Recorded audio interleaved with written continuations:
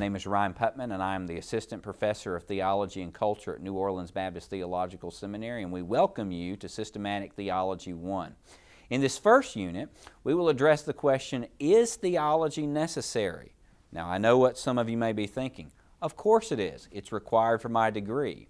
But some people really do struggle with this question. So I've given you in this section a few important diagnostic tools to assess theology's importance. A lot of professors act like their class is the most important in seminary. In my case, it's actually true. That's because the seminary is New Orleans Baptist Theological Seminary. They didn't name it New Orleans Baptist Hebrew Seminary or New Orleans Baptist Counseling Seminary. Theological. See? It's important. Seriously though. All seminary students that I know of fall into one of two categories on this issue. So grab a pen. You're going to want to write this down. Okay? There are two types of theology students at NOBTS. Number one, there are the nerds. Those guys who actually enjoy reading geeky theology books.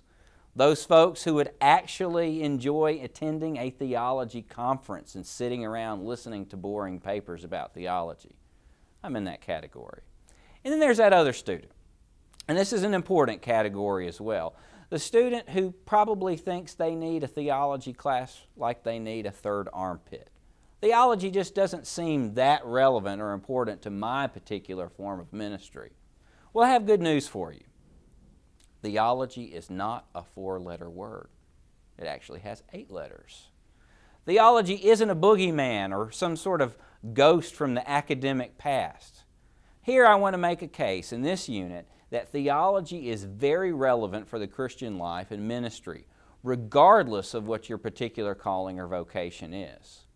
I want to say that theology is necessary because right belief is an essential component of a vital and vibrant personal relationship with God through Jesus Christ. It is necessary for the teaching of the church, for Christian discipleship.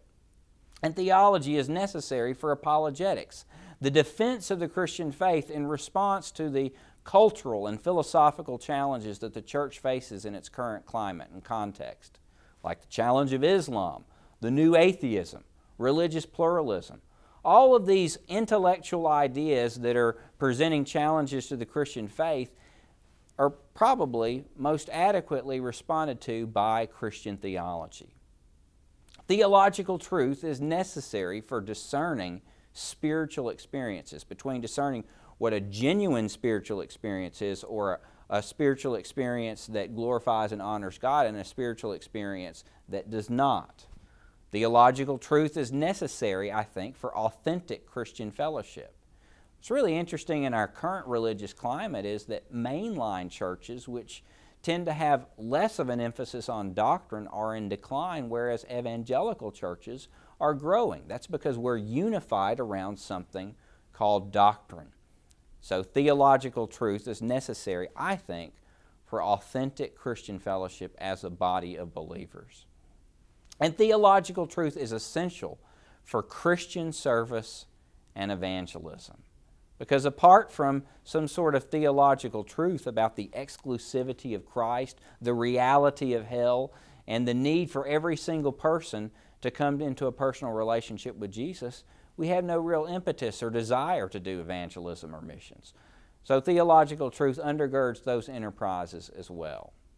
So, whether you're a pastor, a missionary, an evangelist, a worship leader, a student minister, a counselor, an education minister, a social worker, a professor, or just an ordinary believer, you need Christian theology. So, what are we going to talk about this week? In this unit, what I really want you to do first and foremost is to introduce yourself to the class.